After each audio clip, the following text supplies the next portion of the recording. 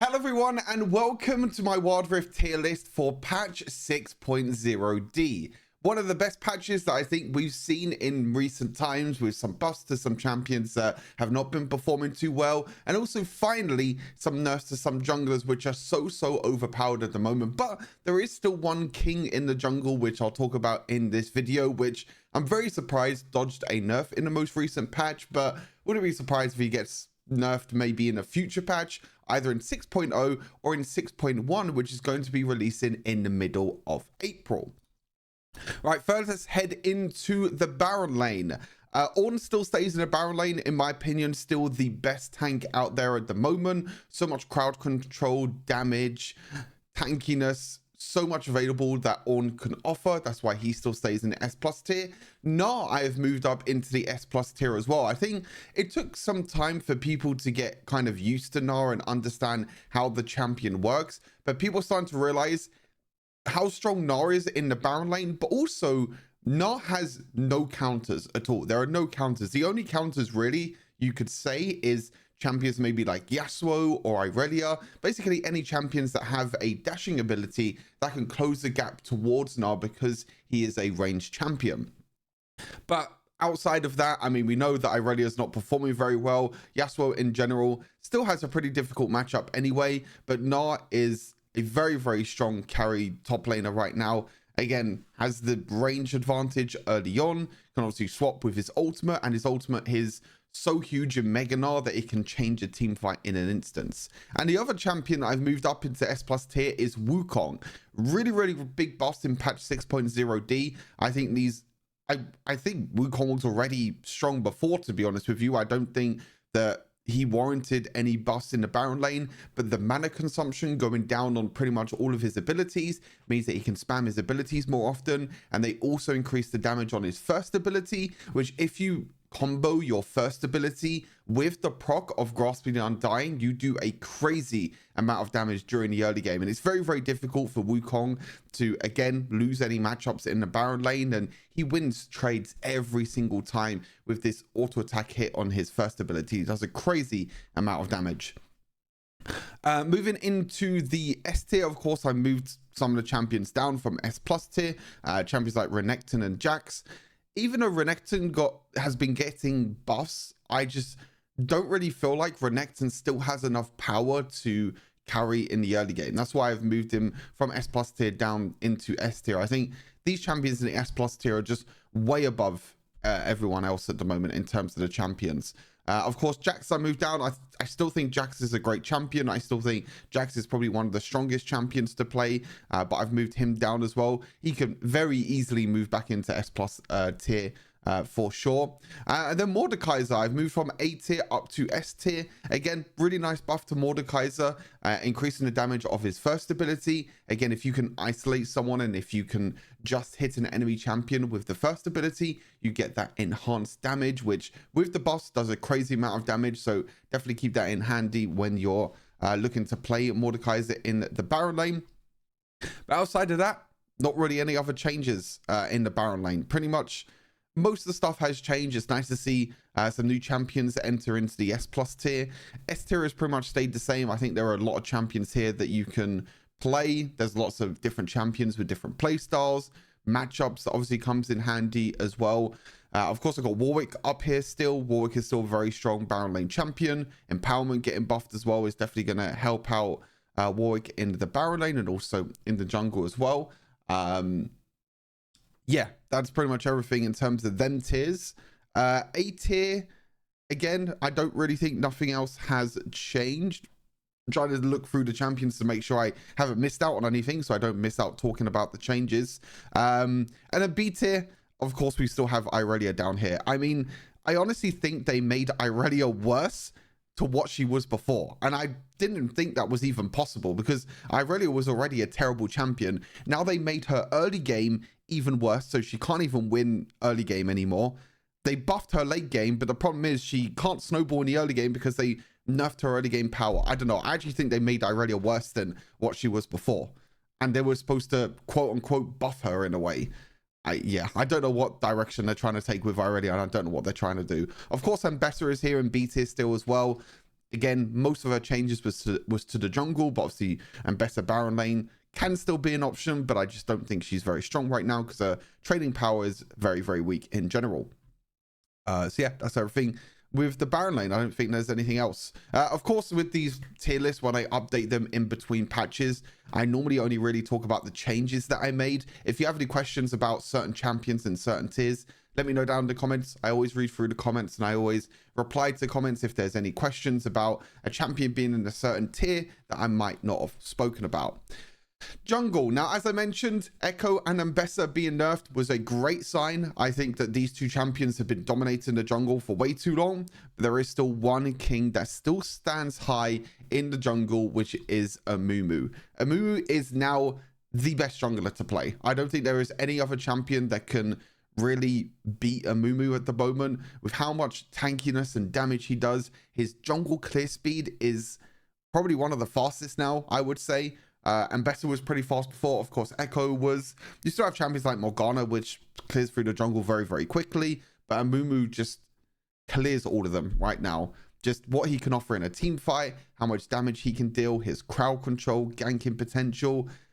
Amumu has everything. Amumu is a very, very strong champion right now and definitely deserves to be the solo king right now in the S+ tier. Of course, with the nerfs, Ambessa and Echo have moved down into S tier. Both these champions I still think can work. I would say Ambessa probably got a bigger nerf than Echo, so Echo probably works a little bit better than Ambessa right now. But in general, both these champions can still work. They still work very well. Even with Ambessa with the nerfs, the way the champion works on mobile, just so smooth, so fluent, and just is able to carry so many games. So both these champions still work completely fine. Nilah, I've actually moved up into S tier as well. Now, I was kind of contemplating this because I was thinking, I was like, is Nilah really worth moving up into the S tier? And I was thinking, like, you know, is it to do with elo? Is it to do with, you know, the champion itself? Does it depend on team comps and things like that? I think that one of the reasons why Nilah jungle works so well is kind of the same reason that a couple of other Marksman junglers were working well before. You know, like Samira jungler was a thing for a while. There are some other AD carry junglers that you can play. Obviously, Kayle jungle still kind of works as well.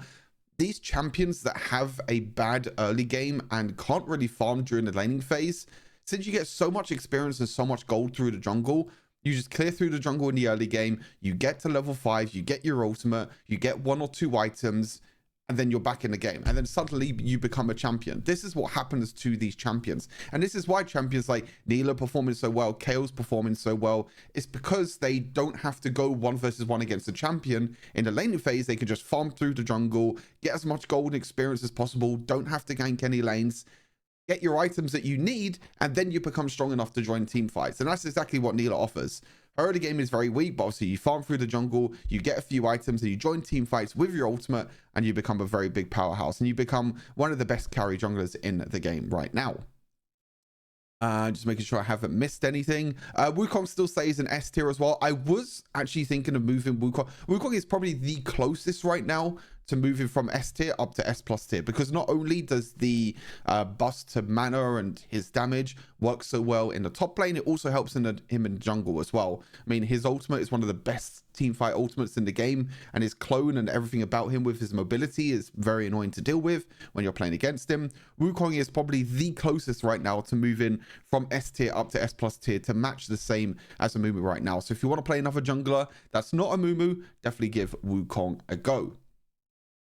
And then Graves as well. Graves is the one going down into A tier. Graves have moved up from B tier to A tier. I still don't think the busts to Graves are enough.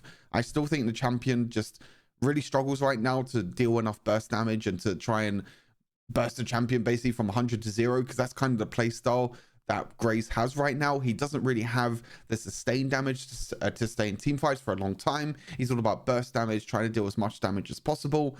And unfortunately, he still doesn't have that, in my opinion. So Graves is going to be in the A tier. Xin Zhao, I've actually moved down to the A tier as well as Na. These two champions, I've also moved down from S tier to A tier. I've just remembered that now.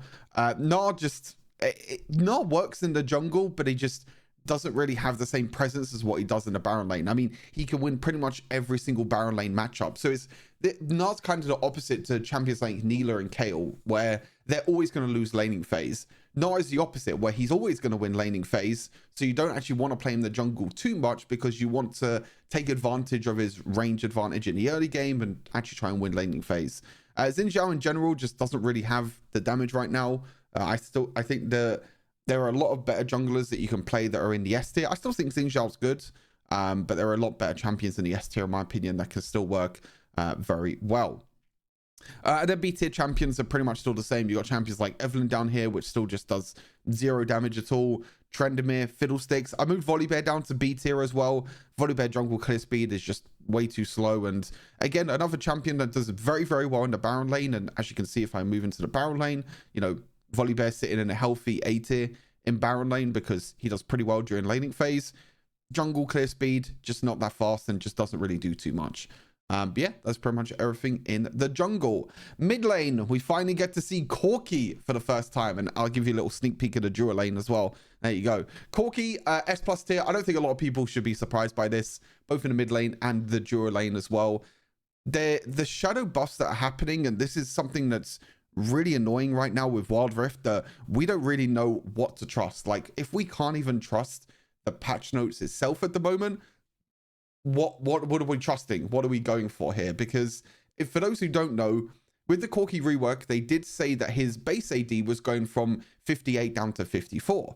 His base AD actually went from 58 down to 50 with the rework. And then in patch 6.0D, the patch notes didn't say that his AD was going back up from 50 to 54, but it actually did. So there's been some changes to his base AD that people don't know about, and that's why he was still weak even after the rework. But now with more attack speed per level, more attack damage per level, and the 4 extra base AD in the early game, you'll be surprised how much damage Corki can deal with his auto attacks. I've been winning some laning phase duels, and I've been winning some early game battles just by his auto attacks alone. Like, he does a crazy amount of damage with his auto attacks in the early game. But Corki, very, very strong champion right now since his rework. His new package is so powerful with all the big ones, his rockets. Very, very nice, very, very powerful champion. Moves himself into the S+ tier.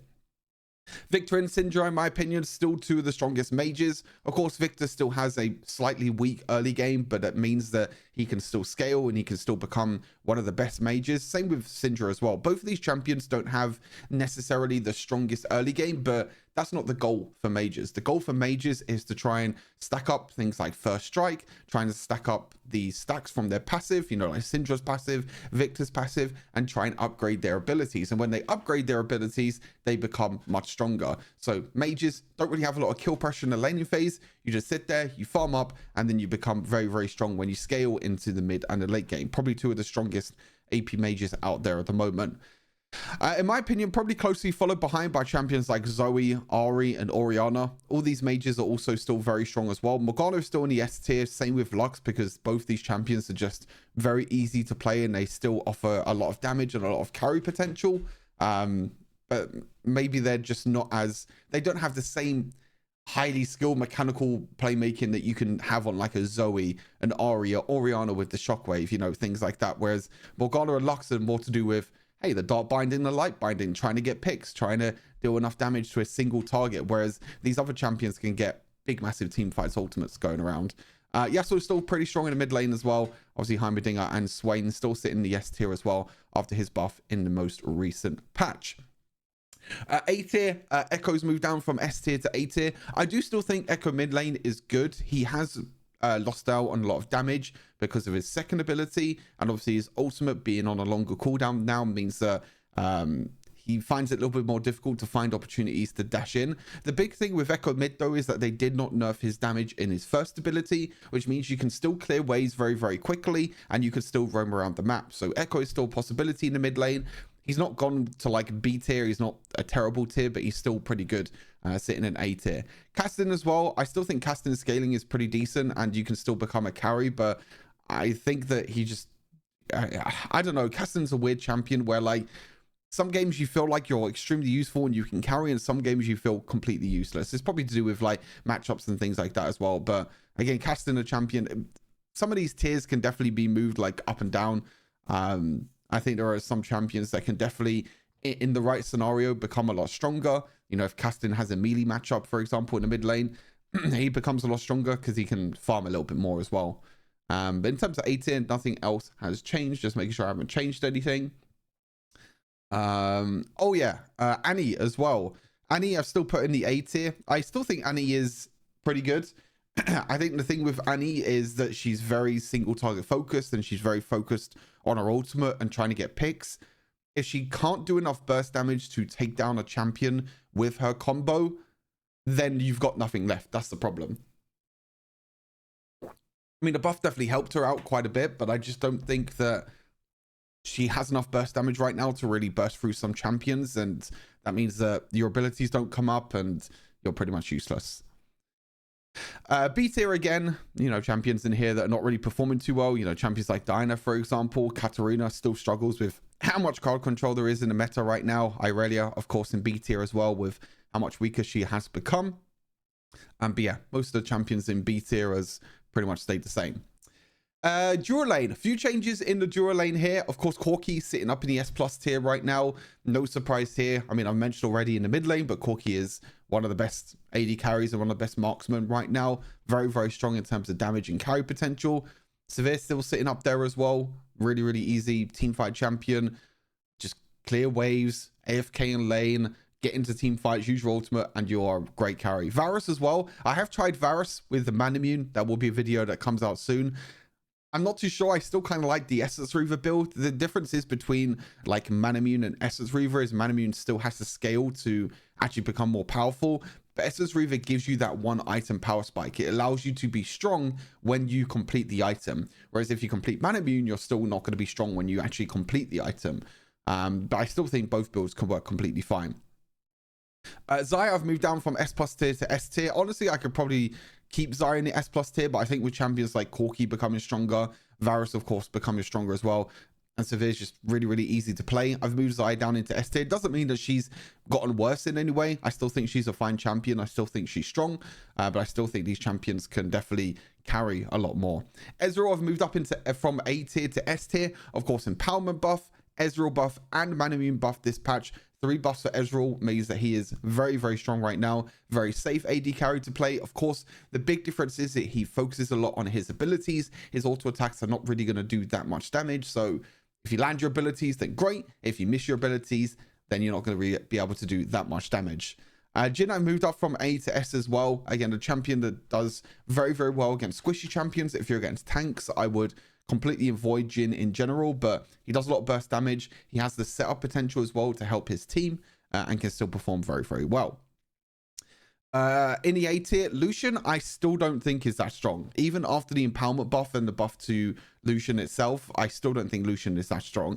His early game is still very good. He can still do a crazy amount of burst damage in the early game, but when you scale into mid and late game, all these champions just offer so much more in the mid and late game. Like Lucian, he could dash in, he could try and burst, he can try and use his double auto attacks to do some damage, but then what does he do after that? You know, Xayah has her feathers, Ezreal just never gets caught out, Jhin has ultimate, Miss Fortune has ultimate as well, same with, you know, Zeri. Corki's burst damage is insane. You know, all these champions above Lucian right now are just much stronger right now, much stronger. Yeah, other than that, nothing else has really changed. Of course, Nilah and B tier in the Dura lane, because Nilah in general is not really a Dura lane champion. But yeah, everything else is pretty much the same. Vayne, I think I might have moved down from S tier to A tier as well, but there's not really much difference. You know, it's just Vayne struggling against most of these matchups in the S tier, which is why I put her in A tier, but she's still very good against tanks. Then support. Again, what a surprise. No one in S+ tier in support again. I still can't think of a champion, and I still don't really know a champion that is the best in support right now. I honestly do not think there is any supports right now who deserve to be in S+ tier. I think supports are so matchup dependent right now that every support can beat everyone, basically. So like if you pick Sona or Seraphine, you pick Blitzcrank. If you get picked, if you're playing against Blitzcrank, you could pick someone like Brom or Ornn or Nautilus. If you play someone like Pyke, again, you can go for someone like Brom. You can go for a tank that makes Pyke's life very, very difficult. There are so many ways in which the support matchups can twist and turn, obviously depending on your AD carries as well. But again, nothing has changed in the support tier at all. Actually, I have made one change, which I moved Seraphine from A tier to S tier. I've actually been playing quite a bit of Seraphine support, where you go for just this full supportive build, full support items, max your second ability, and because the healing and shielding strength is in the game right now, your heals and shields just become absolutely disgusting. And it's kind of the same scenario with Sona as well. That's why these two champions are sitting in the S tier, because the healing and shielding percentage is a little bit crazy. I have to tell you that. But yeah, that's everything for the tier list. Again, as I mentioned, I'm not going through every single champion because I don't want to lose my voice like I always do with these type of videos. But in general, the patch was very, very strong. Of course, you can see here the S+ tier champions, the best champions to play right now in the game. Again, if you have any questions, if you have any thoughts on this tier list, let me know down in the comments. And as always, thanks for tuning in. Make sure you subscribe to the channel and comment down below, and I'll see you in the next one.